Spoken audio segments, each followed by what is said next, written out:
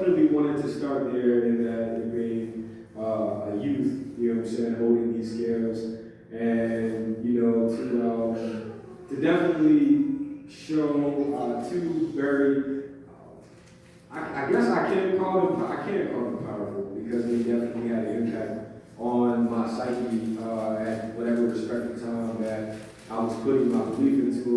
On the left, you know, you got the infamous Coca-Cola Santa Claus. And then, over here on the right-hand side, you have White Jesus. For sure. I actually wanted to say that, but forgot that name, so I'm glad that he's aware. But yeah, so what I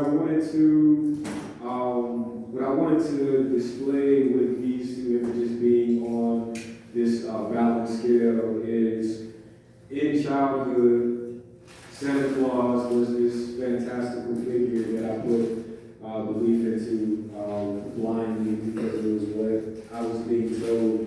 And once I reached adulthood, not to say that White Jesus per se was an image that I saw, though the symbolism of what it represents as far as either white hope or maybe a white hope, a white hope or a white savior. I had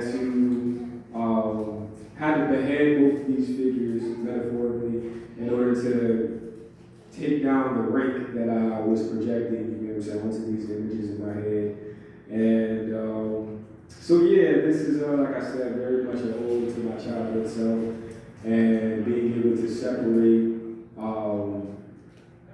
separate my belief and to kind of redistribute my belief into things that are actually fact-based and not just these whimsical or fantasy ideas.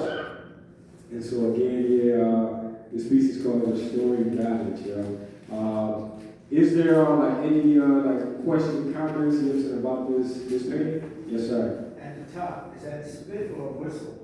Yeah, for sure. So this came from a meme, right? And so in the meme, there will always be like the same character in one box. He would be just eating the cereal. He would be looking typically at an image of it'd be like a before and after image. The first image would be, let's say, like the younger version of a star who's very beautiful now, but they would show a former photo where this person was, maybe not at their best and just looking as though they had no promise of being as beautiful as they now are. And so, the joke from the meme was always that there would be this figure in the first photo eating the cereal, talking about how this person in the photo, in their former state, would never be beautiful. Just like, this person would never be this. And then they would show this glamified photo of him, and he would be in shock and spitting out his food.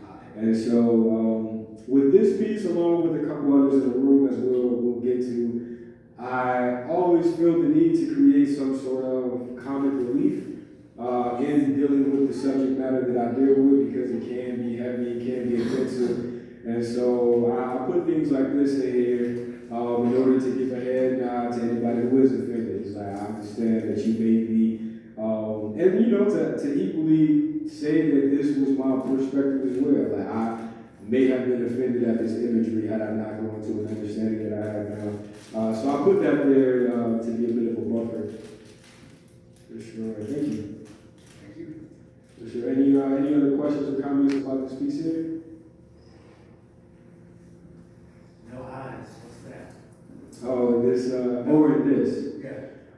I want to say that the original image that I was inspired from didn't have eyes either, if I'm not mistaken. There wasn't any personal significance for myself.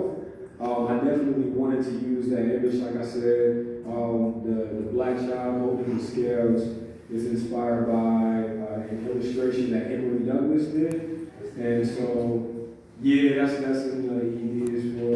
So if I had to guess, I would assume it's along the lines of justice being blind. If you're talking about the scales or liberty and things of that nature. But as for me personally, there wasn't any connection between me making the eyes blank But thanks for asking. You got a question?